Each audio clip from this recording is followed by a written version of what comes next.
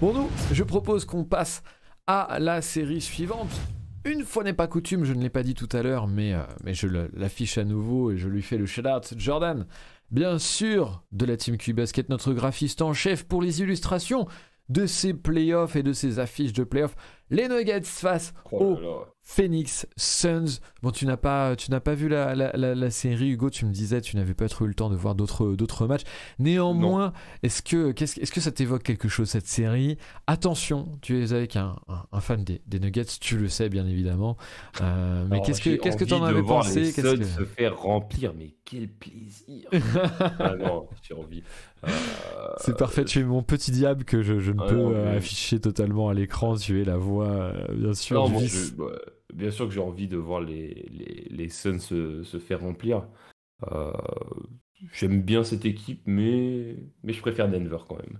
Et ça fait plaisir de. J'ai un peu suivi rapidement, j'ai pas vu des matchs entiers des Nuggets cette saison, d'ailleurs.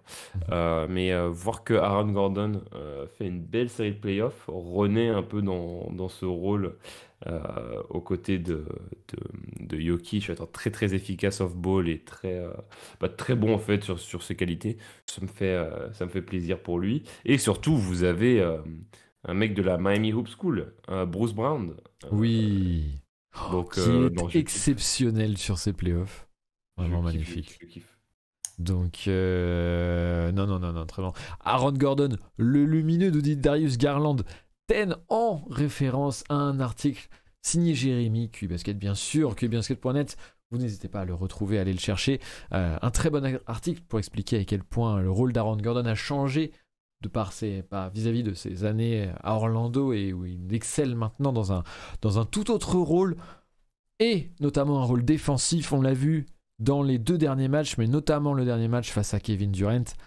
Incroyable défense de l'ailier.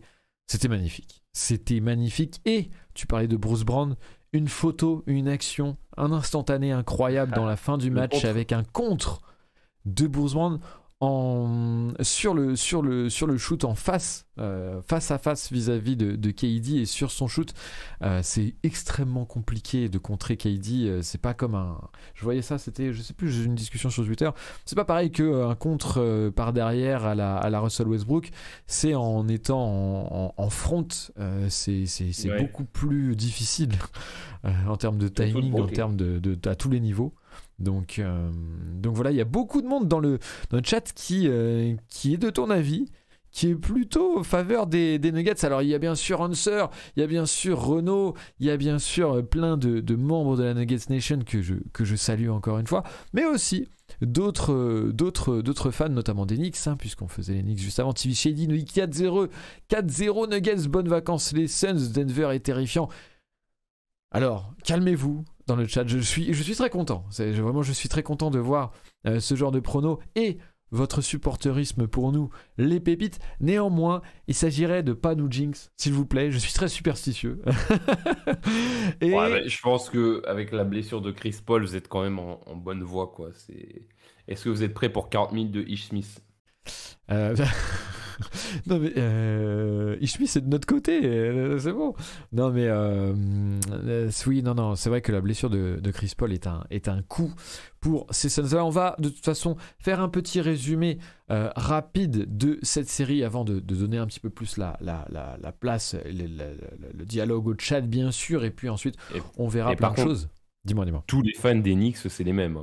KD va vraiment regretter de ne pas être allé chez les Knicks. Tu sais, c'est cette vidéo. La vidéo magnifique, bien sûr, qu'on ne présente plus. Oh là là, les Bing Bong, ils sont incroyables. N5, on sait que tu préfères toujours rester défaitiste, mais là, je me rappelle de Campaign en 2021 qui parle à toutes les actions. Bien sûr, il y a un passif. Mais oui. Entre les deux franchises. C'était Campaign, pardon, excuse-moi. Ah oui, merci. N'insulte pas Schmitz qui fait Les deux, ils font 1m39. Non, excuse-moi, j'ai complètement oublié. Il y en a un qui ressemble un peu plus à un ragondin que l'autre quand même. Exactement. Non, Cameron Payne, c'est Cameron Payne évidemment pendant 40 minutes. Ouais, Campaign qui a un petit peu tué les Suns au dernier match, mais on va y revenir. Gros retour sur la série, sur ce qu'on y a pu dire, sur nos previews, sur pas mal de choses. D'abord, un petit tour sur le Twitter de Valley Hoop, le podcast des Suns, dont on salue la qualité. Rod et Hicham bien sûr aux commandes de ce podcast, qui m'invitait ce week-end juste avant les premiers games de la série pour faire une petite preview. Bien sûr, il y a la preview sur QIBasket.net signée Jérémy, qui est extrêmement dense, extrêmement complexe. Je vous invite encore une fois à aller la lire parce qu'il y a pas mal de choses à aller voir et à revoir vis-à-vis de ces 2 premiers games, parce qu'il y a encore une fois des clés. Rapidement, plusieurs choses qu'on notait à ce moment-là. La défense des Denver Nuggets qui posait question, s'il en était. Beaucoup avaient bien sûr des questionnements à raison, parce que c'est vrai qu'on a eu une saison régulière du côté des Nuggets assez en gestion, parce qu'on était assez facilement en tête de la conférence Ouest, et donc du coup on a pu se laisser aller plus ou moins en termes de défense et dans l'effort. Donc forcément il y avait beaucoup de doutes. Néanmoins on anticipait bien évidemment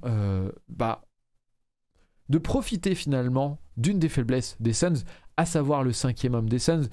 En l'occurrence, ça a été beaucoup sur les 2 premiers matchs, Josh Okogie, qui est un très très mauvais joueur de catch and shoot et de spot-up plus globalement, puisque même dans l'agression, même dans l'attaque du close-out, c'est pas ce qui se fait de mieux, et c'est un euphémisme que de dire ça. Et donc du coup, ça permet à Denver de défendre avec une aide très agressive sur le pick and roll. Ça permet à Jokic de remonter très haut sur le drop, voire sur du edge. D'ailleurs, on alterne entre les deux en fonction de qui va initier le jeu. Je pense notamment à du drop plutôt haut sur les attaques de KD ou de CP3, et avec du edge sur Devin Booker pour cette fois-ci lui faire lâcher le ballon beaucoup plus rapidement. On ajuste en fonction de ça, et toujours de toute façon, quoi qu'il arrive dans les 2 cas, une aide assez agressive de la part de Michael Porter Jr. ou d'Aaron Gordon, surtout Michael Porter Jr. parce que Aaron Gordon on l'a vu, et bien sûr sur Kevin Durant. Une défense qui a prouvé son efficacité. Ça fait 2 matchs que les Suns, si KD, si Devin Booker s'en sortent plus ou moins, ils n'ont aucun shoot facile. Ils doivent travailler énormément, alors qu'ils sont également de l'autre côté du terrain mis à contribution défensivement, parce que l'autre penchant, c'est bien sûr la défense des Suns, qui pour l'instant ne trouve pas la faille vis-à-vis des Nuggets, même s'il y a eu des ajustements entre le Game 1 et le Game 2, on va y revenir. Et à côté de ça, on prévoyait également une domination des Nuggets au rebond offensif, une domination structurelle, avec Ayton qui doit défendre au large vis-à-vis de Jokic, et KD qui doit être dans des aides pour dissuader forcément des drives ou des cuts au panier. Ça laisse forcément beaucoup de place au rebond offensif pour des joueurs comme Aaron Gordon, Michael Porter Jr., mais aussi par exemple des Bruce Brown qui se démerdent très bien dans leur registre. Finalement, on verra que cette domination structurelle est un peu à remettre en question au vu des ajustements qu'ont fait les Suns. C'est quelque chose qui est intéressant dans la série à regarder et qu'il faut bien sûr mettre en avant, et auquel il faut se méfier pour les Nuggets et pour les Nuggets fans. Et finalement, une répartition offensive qui, on le voyait, était forcément en faveur des Nuggets, qui eux jouent le jeu du spacing avec beaucoup de shoot dans la raquette et aussi de 3 points, là où les Suns ont cette tendance à prendre énormément de mid-range. Et forcément, au jeu des mathématiques, avec plus de 3 points côté Nuggets, on l'a vu notamment dans le premier match, ça peut faire à jeu égal, ça peut donner l'avantage à celui dont les shoots sont mieux répartis. Et c'était un petit peu ce qu'on avait vu dans le Game 1. Game 1, rapidement, très intéressant, assez bataillé, avec 2 runs majeurs dans le 2e ou 3e quart-temps et dans le 4e quart-temps de la part des Nuggets, qui ont fait finalement l'écart. Comme je vous le disais, le choix des Suns de se porter sur Okogie et non pas Torrey Craig. Torrey Craig qui pour le coup est un bien meilleur joueur de spot-up. Le pari, c'était de bien défendre Jamal Murray. Et finalement, ça s'est un petit peu retourné contre les Suns, cette stratégie, puisque Jamal Murray a été excellent dans ce Game 1. Et puis finalement, ça a permis à cette défense très agressive des Nuggets de se mettre en place en délaissant totalement Okogie dans le corner opposé, à raison, puisqu'il n'a pas su sanctionner globalement même. C'est tout l'apport du banc des Nuggets et la faiblesse de celui des Suns qui est le plus gros, je pense, la plus grande storyline dans cette série, puisque ça a été aussi un problème du Game 2 pour les Suns, qui ont fait des ajustements. Je pense notamment, bien sûr, on parlait le jeu des mathématiques et la domination au rebond qui avait lieu dans ce Game 1. C'est quelque chose qui a changé dans le Game 2 vis-à-vis des Suns, et qui a été pour les Suns, puisque les Suns se sont mis à shooter beaucoup plus à 3 points, à rééquilibrer leur jeu et également à être dominateurs sur le rebond, à protéger leur rebond et même profiter du rebond offensif. Ça s'est équilibré en fin de match, mais pendant tout le long du game, c'était plutôt en faveur des Suns, ce que je pensais pas possible, mais un vrai gros effort des Suns dans le game 2 pour rééquilibrer ça. Et l'autre effort, il a été fait du côté défensif de la part des Suns, puisque il y a eu un plan anti-Murray qui a bien fonctionné, en le mobilisant notamment défensivement, en le faisant passer par énormément d'écrans, en le faisant travailler sur son passage d'écran, sur du switch. Chris Paul est bien évidemment maître en la matière pour cela, et ça a forcément eu des répercussions sur le jeu offensif du meneur, puisque là où il brillait dans le Game 1, et c'est lui qui fait vraiment le cut de fin pour les Nuggets, finalement il était complètement hors rythme, assez essoufflé, et c'était aussi le cas pour les Suns, hormis Booker, puisque KD a été... c'était compliqué pour KD offensivement, très bien gardé par Aaron Gordon, mais aussi toujours cette problématique de si on met les joueurs à contribution défensivement très fortement, est-ce qu'ils peuvent donner autant offensivement avec autant de minutes depuis le début de ces playoffs? Ça va forcément être un point de vue, une potentielle inquiétude du côté des Suns. Et encore une fois, le jeu surtout, le jeu des remplaçants, des rotations et du banc. Les rotations du côté de Denver, Bruce Brown, Jeff Green, Christian Braun, 3 joueurs qui apportent énormément, qui sont très solides. J'allais dire expérimentés pour Bruce Brown et Jeff Green, mais rookie pour Christian Braun, et pourtant extrêmement bon. Ça, c'est vraiment la très bonne pioche de Calvin Booth. Et à côté de ça, les Suns qui peinent énormément, Landry Shamet dans le premier game qui coûtait énormément de points, et c'était récurrent, il y a beaucoup de critiques de la part des Suns fans vis-à-vis de ce rôle et de ces minutes laissées à Landry Shamet. Monty Williams faisait l'ajustement dans le game 2 avec le retour notamment de Cam Payne, tu en parlais Hugo. Cam Payne qui a coûté énormément également, puisque c'est pas forcément une plus-value défensive par rapport à Landry Shamet, c'est pas non plus une plus-value offensive, en tout cas.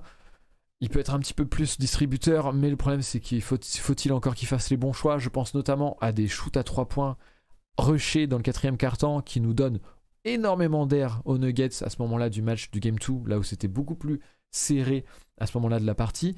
Et bien sûr, la blessure de CP3 qui marque aussi l'arrêt d'un autre bon ajustement des Suns dans le Game 2, qui était de plus s'impliquer Ayton sur le short roll notamment, sur le pick and roll, avec CP3 en meneur de jeu bien sûr.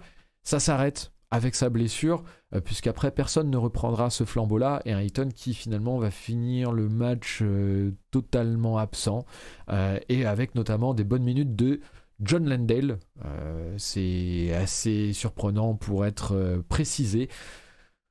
Voilà, avec donc 2 matchs très différents dans la physionomie, avec un Game 1 plutôt offensif, et notamment des explosions offensives. On parle de Booker, mais aussi de Jamal Murray, avec un Jokic un petit peu en deçà, et de Jamal Murray qui porte ses Nuggets, avec un très bon ajustement de Bruce Brown sur la fin, à la place de KCP pour ajouter un ball handler dans le 5 et qui apportait défensivement un petit peu plus sur Booker que KCP, en tout cas dans un autre style, un petit peu plus bully ball, et qui nous a fait grandement du bien. Et finalement un Game 2 qui était beaucoup plus difficile pour tout le monde, un game très défensif, très rugueux, pas beaucoup de coups de sifflet, surtout sans adresse, parce que je pense que tout le monde était à faire des efforts énormes du côté défensif du terrain, et du coup il manquait énormément de jambes sur les jump shots, sur l'adresse, et finalement une polyvalence offensive des Nuggets qui finit par l'emporter, avec un Jokic qui tient la dragée haute à Devin Booker bien sûr, et qui finalement trouve plus de coéquipiers, plus de solutions que les Suns qui restent un petit peu limités. Place bien évidemment au chat, et place à votre avis. Je ne sais pas, Hugo, si tu as quelque chose à dire par rapport à tout ce que j'ai pu dire pour me laisser regarder un petit peu le chat. Un avis peut-être sur la suite, un avis prospectif peut-être sur la suite de ce que tu vois, même si tu sais, d'un œil extérieur. Alors, j'ai beaucoup appris. Mais tu connais ma politique, déjà je me sens un peu bizarre d'avoir parlé du Heat et des Knicks, c'est souvent parce que j'ai regardé plus d'un œil de fan et un peu moins avec le côté analytique, j'ai rien préparé. Et c'est vrai que niveau, je regarde beaucoup moins les stats en dehors de ce que je vois passer sur Twitter. Et alors là, si parler d'une série dont je n'ai vu aucun match, je me sens pas du tout à l'aise dessus. Mais si j'ai quand même un pronostic, parce que ça m'empêche pas de vouloir voir quelque chose passer, j'aimerais bien avoir un 4-1 pour un gentleman sweep pour les Suns, pour les Nuggets, pardon. Parce que je me dis qu'il y aura forcément un KD game sur les matchs restants, mais ouais, c'est plus du wishful thinking que un gros pronostic basé sur de la tactique, mais Mais je vois désormais les Nuggets passer. je te rejoins néanmoins sur l'aspect KD. Moi, j'ai noté dans les motifs d'espoir, KD ne devrait pas autant passer à côté.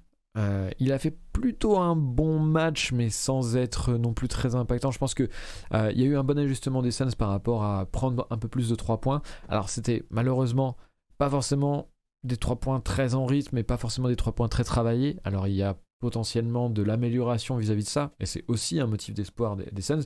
Pareil, KD voilà, ne devrait pas passer autant au travers. Malgré tout, encore une fois, moi je pense qu'il y a, tu l'as dit, peut-être un bon game de KD, peut-être deux, mais est-ce qu'on peut imaginer KD se mettre au niveau de Booker, qui est vraiment dans la forme de sa vie? Par contre, c'est assez impressionnant et je pense pas qu'on puisse limiter l'un et limiter l'autre. Mais il faudra que les deux soient dans un super game pour pouvoir passer, tant la problématique du supporting cast est présente. Et le truc, c'est que avec les efforts défensifs qu'ils doivent fournir, et notamment KD dans les aides, etc., est-ce que c'est possible à son âge, et on l'a vu dans les playoffs, les derniers playoffs, avec aussi une façon de le défendre qui est assez connue maintenant, et des ailiers tels qu'Aaron Gordon qui peuvent le gêner physiquement, etc. Est-ce que c'est possible qu'il puisse vraiment enchaîner les matchs de très haut niveau? La question reste entière. Donc je pense effectivement qu'il y a une marge de progression, et il y a de la marge pour un KD qui peut rentrer plus de shoot, etc. Est-ce que ça suffira? Voilà, là moi je pense que la grosse difficulté, et ce qui ressort vraiment, c'est le supporting cast avant tout. Je regardais dans le chat, tu me permettais, et tu as été très humble et c'est tout à ton honneur, mais c'était aussi pour me permettre un peu de lire le chat. Maywen, l'avenant qui nous disait le banc des Suns tourne à 4 points et Ross et Warren restent quand même sur le banc. Ce sont deux joueurs, deux options potentielles qui restent à Monty Williams, qui jusque-là ne leur a pas fait confiance. Effectivement, tant que ce n'est pas des joueurs qui sont utilisés, on peut toujours se poser la question de si ce n'est pas mieux finalement de les avoir plutôt que ce qui est proposé maintenant. La problématique, c'est que avec la blessure de Chris Paul, en termes de backup pour un petit peu de playmaking, etc., il y a potentiellement que Cam Payne. Les autres sont plutôt quand même dans un ressort très individuel, hein, que ce soit TJ Warren ou Terence Ross. À côté de ça, l'autre problématique, c'est toujours l'aspect défensif. Est-ce qu'on a des joueurs qui peuvent apporter défensivement aussi un petit peu? Parce que si les stops ne sont pas faits, en fait, les Suns vont forcément finalement se découvrir et être à la merci de l'offense de Denver qui n'est pas la dernière. Et donc je disais, oui, voilà, on parlait, voilà, Terence Ross, tout ça, bon, c'est potentiellement compliqué hein, en termes de solutions. Cam Payne, aussi une solution compliquée. Alors en fait, par rapport aux rotations de ces Suns-là, finalement, il y a quoi? Il n'y a que 3 joueurs. Okogie, mais du coup, qui est plus ou moins dans le 5 jusqu'à maintenant. Et puis derrière, ce sera Torrey Craig, forcément. Enfin, moi je trouve Damian Lee, je trouve intéressant. Je trouve qu'il apporte quand même plus de shoot. Alors défensivement, encore une fois, c'est pas le meilleur, mais c'est pas le pire en fait de tous les joueurs de rotation. Mais il y a vraiment cette problématique là en fait qui semble très fortement impacter la dynamique de la série à venir, et qui est certainement la plus grosse épine dans le pied de la part de ces Phoenix Suns, et qui semble quand même impossible à contourner, d'autant plus que ça alimente aussi d'autres faiblesses. Hein. On parlait du cardio des superstars et de leur responsabilité autant défensive qu'offensive. Le fait que ça devient de plus en plus difficile à tenir. Donc ça ajoute à ça. La blessure de CP3 n'aide pas par rapport à ça. Il va falloir mettre dans le 5 un joueur qui n'était pas forcément dans la rotation ou qui était le plus limité possible pour Monty Williams. Voilà, il y a les motifs d'espoir, malgré tout, pour les Suns quand même, je me tiens à le dire, parce que ce n'est pas fini, loin de là. Forcément, c'est très inquiétant pour les Suns au vu de la dynamique, mais malgré tout, retour à domicile pour les 2 prochains matchs. Ce serait potentiellement, moi, je pense, le temps de vraiment mettre Torrey Craig dans le 5, notamment pour lui faire reprendre confiance et avoir donner un vrai ultimatum aux Nuggets et un vrai dilemme aux Nuggets par rapport vis-à-vis de leur défense, puisque pour l'instant, on arrive à très bien défendre en étant très agressif sur l'aide parce qu'on peut délaisser Okogie dans le corner, ce qu'on ne pourra pas forcément faire avec un Torrey Craig qui, on le sait, a été très bon à 3 points sur la saison et notamment aussi sur le premier tour de ses playoffs, là où justement les Clippers le délaissaient et où il a vraiment enchaîné, enquillé des 3 points.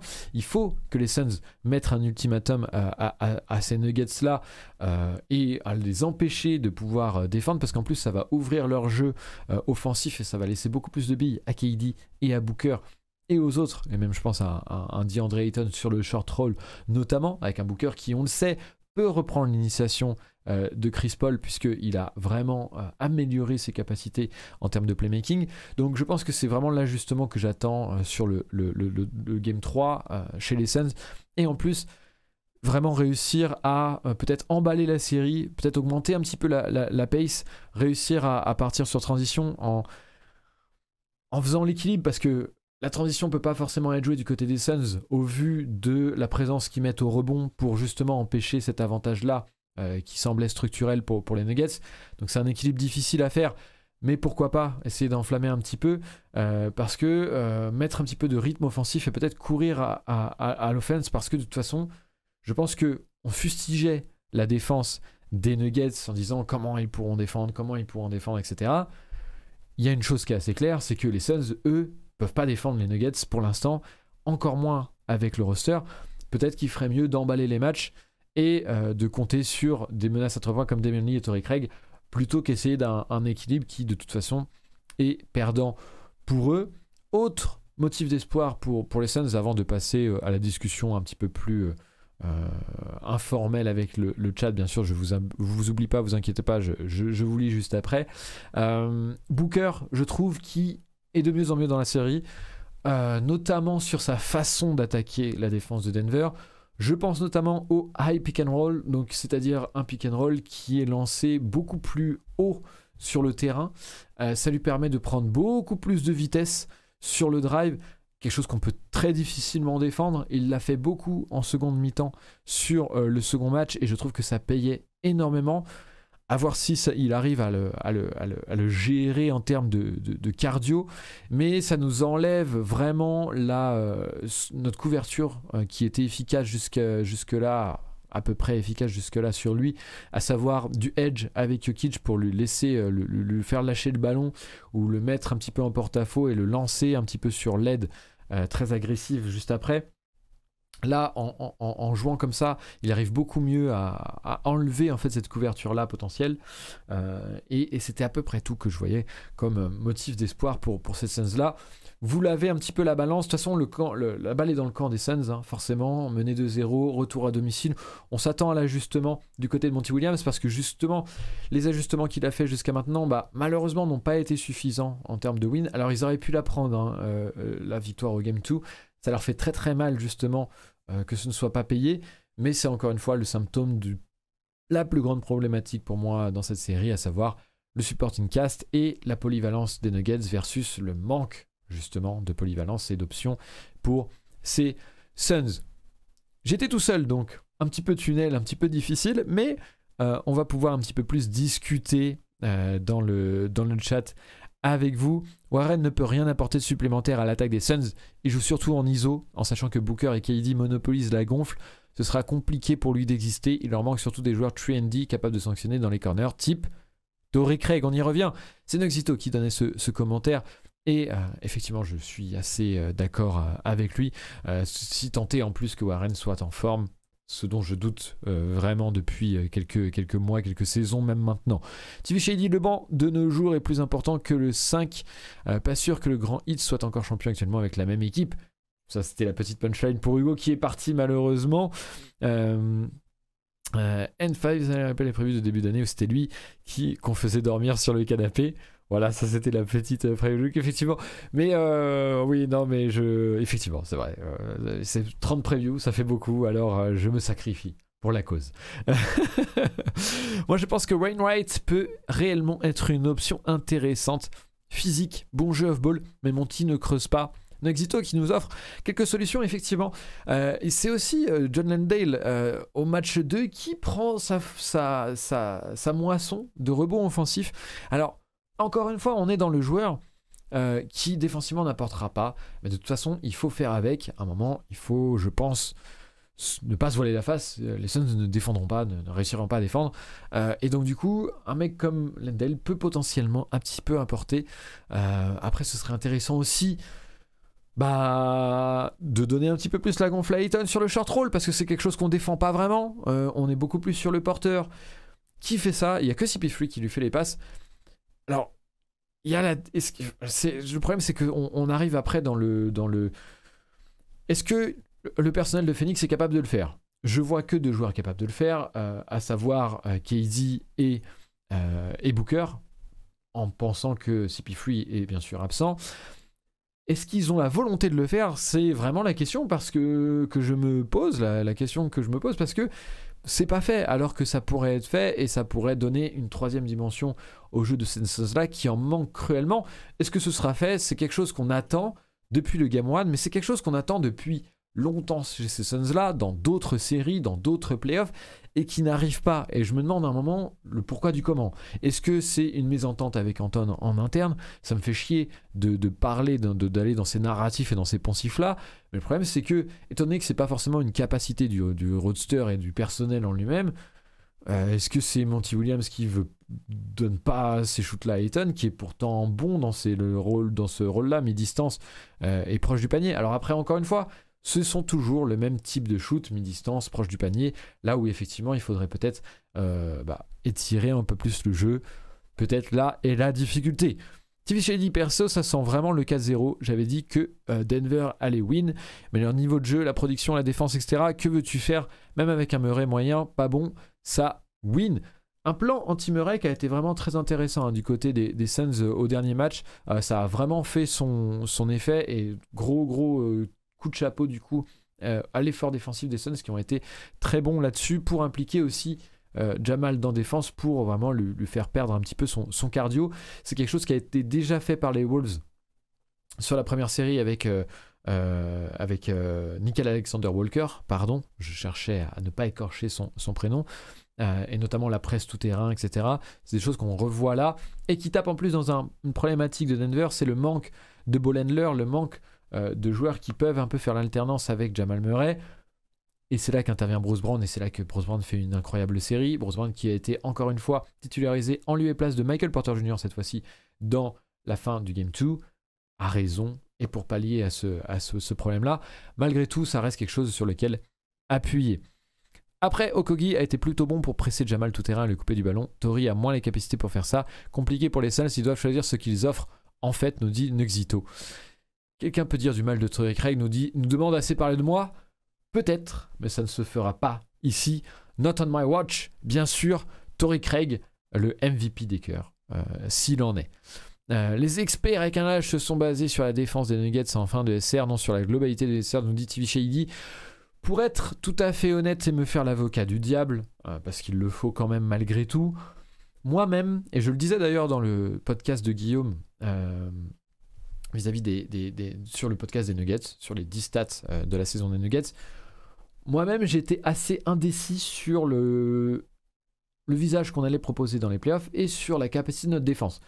Je tenais à préciser effectivement que c'était quelque chose à nuancer, qu'il y avait eu différentes choses dans la saison vis-à-vis de la défense des Nuggets, mais pour être tout à fait honnête, moi-même j'étais assez incertain de si on allait être capable de fournir les efforts sur 4 cartons, sur une série, sur l'évolution dans les matchs, etc., avoir la polyvalence. j'étais assez sceptique parce que on avait un petit peu tout montré, mais on n'avait pas montré justement la continuité, la régularité là-dedans. Donc, alors il y en a qui regardent pas les Nuggets très clairement, hein, et ils ont dit des conneries et on va pas les défendre. Ça c'est clair et net parce qu'il y en a marre des gens qui regardent pas les matchs et qui sont péremptoires. Hein. Ça se passe à la campagne, vous l'aurez. Mais du coup, je me perds dans mes refs et dans mes blagues vaseuses nul à chier. Celle-ci, elle était bonne pour le chat et pour Guillaume, si tant est qu'il ait la ref, pas sûr de celle-ci.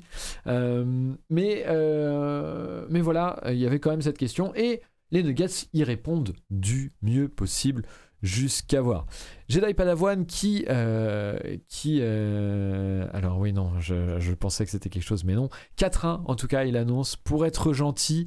Tout le monde vraiment... Jock Landale, pas John. Merci Guillaume. En plus, j'avais un gros doute, et tu fais bien de me corriger, du coup. Jock Landale, c'est noté, c'est corrigé. Clairement, les minutes de Landale ont été mieux exploitées que celles de Biombo, Nuni Nexito, Loïc, qui en plus est pour la première fois avec nous dans le chat, donc bienvenue à lui encore une fois si je ne l'ai déjà dit.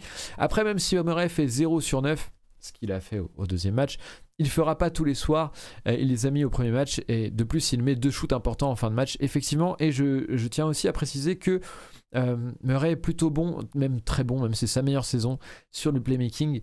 Il arrive quand même à trouver les passes qu'il faut, et puis encore une fois, quand la défense se focalise sur lui, qui est laissé tout seul, qui est laissé seul sur le short roll, qui a l'espace pour sanctionner?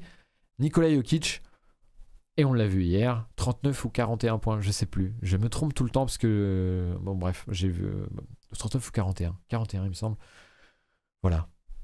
Donc forcément, voilà. C'est compliqué tout de suite pour les Suns de pouvoir matcher l'un ou l'autre. Moi, c'est la défense au cercle qui m'inquiétait, mais pas vraiment exposé jusque-là. Donc bon, je sais toujours pas. Jedi Padawan a raison. Je trouve que c'est pour ça que c'est intéressant de voir du Booker beaucoup plus sur le drive. Je pense que dans l'idéal, pour les Suns, il faudrait que... Alors c'est un peu schématique, hein, c'est très théorique, donc bien évidemment c'est beaucoup plus free flow et beaucoup moins simple que ça. Mais dans l'idéal, il faudrait que Devin Booker, que l'alternance offensive des Suns se fasse avec Devin Booker sur le high pick and roll, avec du drive, et qui vraiment pousse énormément dans la peinture. Et je pense qu'il va avoir beaucoup de succès s'il continue à faire ça, et qu'il délaisse un petit peu le mid-range, finalement. À moins que, bien sûr, il ait des shoots ouverts, et bien sûr, il les prendra. Mais que, à côté de ça, KD puisse potentiellement plus profiter de ces drives-là pour off-ball, récupérer sur le 3 points, et lui faire sa création plus sur du pull-up tree. Et à côté, servir sur le pick and roll Ayton à mi-distance, et que les trois en fait s'équilibrent comme ça, avec un Ayton qui du coup deviendrait troisième option, et ça rééquilibrerait énormément aussi la répartition des shoots qui est alors à détriment, et ce serait une meilleure façon de faire que comment ils l'ont fait dans le Game 2, qui était bien dans l'idée, c'est-à-dire vraiment effacer certains longs de mid pour prendre plutôt des 3 points. Mais il y avait beaucoup de 3 points qui étaient hors rythme, en première intention, qui n'étaient pas fous, et qui forcément du coup ne sont pas rentrés.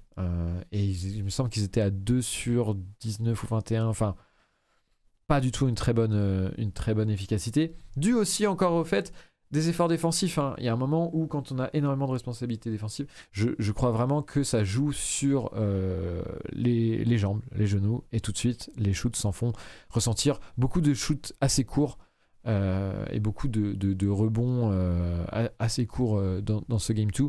Je pense que ce n'est pas un hasard, bien évidemment. J'ai été extrêmement dispendieux dans mes commentaires. Je ne sais pas si vous voyez d'autres choses qu'on n'aurait pas évoquées jusque-là. J'ai l'impression, j'espère, qu'on a été assez complet. Forcément, fan de la franchise des Nuggets oblige. Je suis assez au fait de la série. Mais n'hésitez pas dans le chat, bien sûr, si vous avez des choses à ajouter.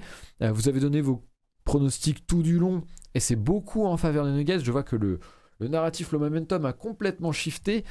A raison, hein, les deux prestations de Nuggets sont très convaincantes. Je cherchais le mot encore une fois. Et Jedi Padawan qui, décidément, commence à bien nous connaître. Hein. Tu penses quoi de Malone? Et en vérité, mea culpa, j'étais effectivement assez sceptique. J'ai fait un tweet, même pour dire que Malone faisait de très bons playoffs. Je trouve qu'on est très bien préparé. Je trouve qu'on est beaucoup mieux préparé que les playoffs derniers. Je trouve qu'on rentre dans les séries beaucoup plus rapidement. Je trouve que les choix qu'il fait sont bons. Je pense notamment aux deux Money Time. Les deux Money Time où Bruce Brown est titularisé à la place de KCP dans le premier et à la place de Michael Porter Jr. dans le deuxième. Je pense que les deux étaient de très bons choix. Je pense à son temps mort très rapide en début de quatrième quart-temps. Vraiment 30 secondes de jeu dans le quatrième quart-temps sur le premier match où les Suns nous tabassent d'un coup et nous on fait que de la merde, on perd un ballon, enfin bref, très très très bon. Début de troisième, Nexito qui corrige, début de troisième, tu fais bien, j'étais plus sûr, t'as raison. Début de troisième, très très bon temps mort.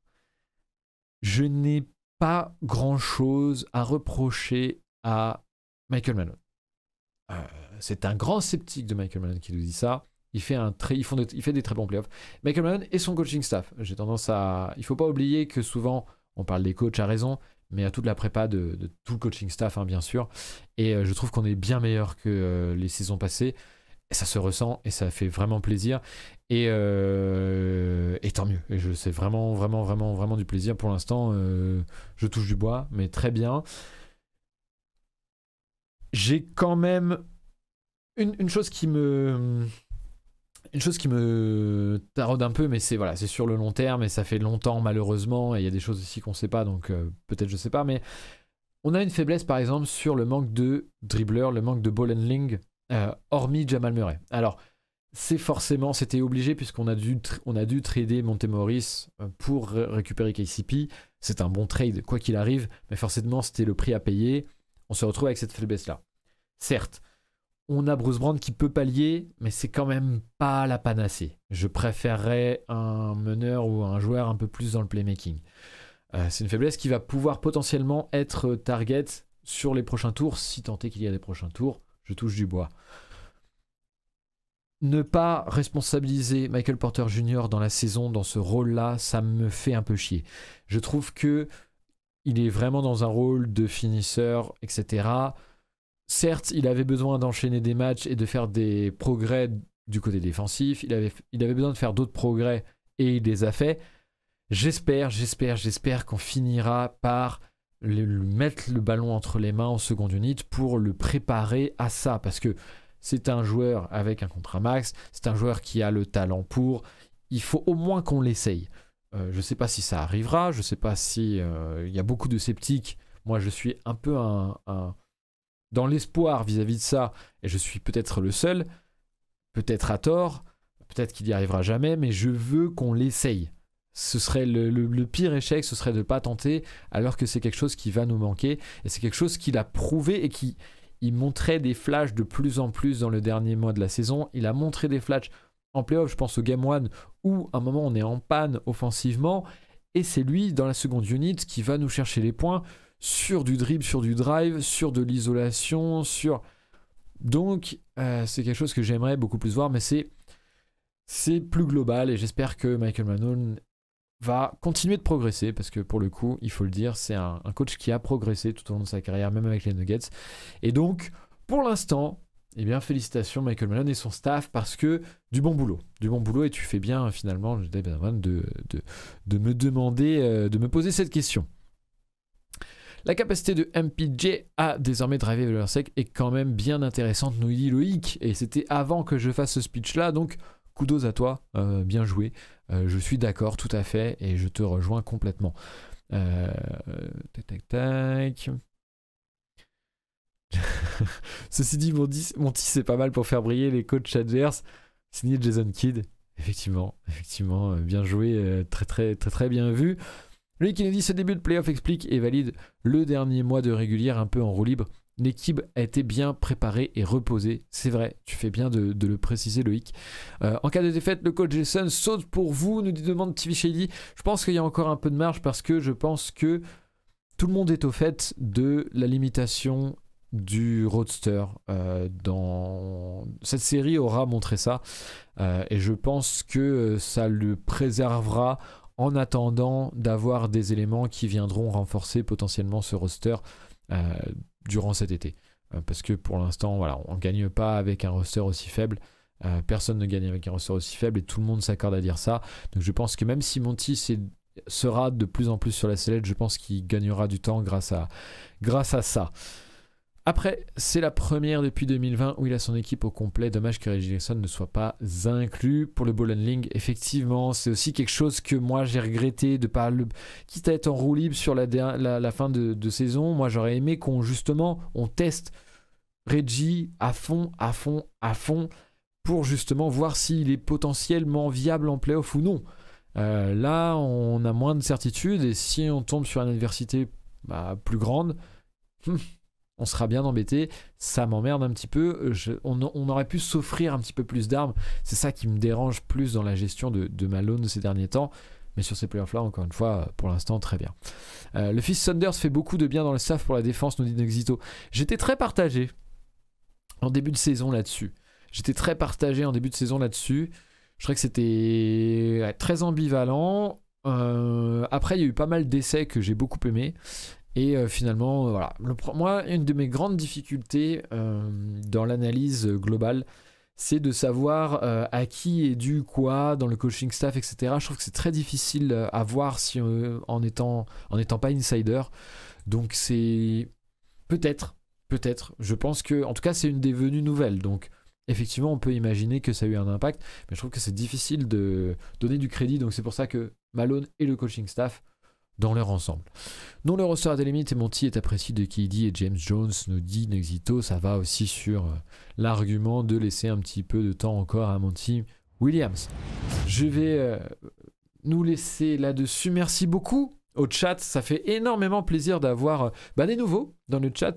Bienvenue à Loïc, bien sûr. Bienvenue à tous ceux qui seraient nouveaux. J'ai vu passer des nouveaux dans le chat. On a eu des arrivées. Jade, bien sûr, de Basket Catéchisme. GTR 876. Jeter, d'ailleurs, c'était certainement en hommage au joueur de baseball, la légende. Maywen Lavenant également. Bref, beaucoup de nouveaux arrivants, toute la Nuggets Nation qui nous découvre potentiellement. Bienvenue à vous. Et puis merci à tous ceux qui auront participé. Jedi Padawan comme d'habitude, TV Shady, Guillaume, bien sûr, s'il en est, tout le monde. Ça fait vraiment plaisir d'avoir un chat très actif, etc., sur lequel rebondir. Je suis pas toujours réussi à rebondir sur tout, mais ça fait quand même bien plaisir de vous avoir et d'avoir une petite communauté petit à petit qui se renforce. On est là pour ça. On se retrouve bien sûr tout au long de ces playoffs et notamment sur YouTube pour des rediffusions de live et peut-être d'autres vidéos si j'ai le temps. Je suis beaucoup pris par le temps malheureusement, mais j'essaye de au moins avoir le live toutes les semaines, une fois par semaine. Prochain rendez-vous prévu. J'ai pas encore de date précise, mais encore une fois, je pense que voilà, semaine prochaine, je trouverai un créneau quoi qu'il arrive pour pouvoir faire ça. D'autant que j'ai des vacances à un moment et je devrais m'absenter, donc semaine prochaine sans faute. Vous êtes sur notre Twitter bien sûr pour savoir quand est-ce que ça tombe et puis les notifs du live Twitch.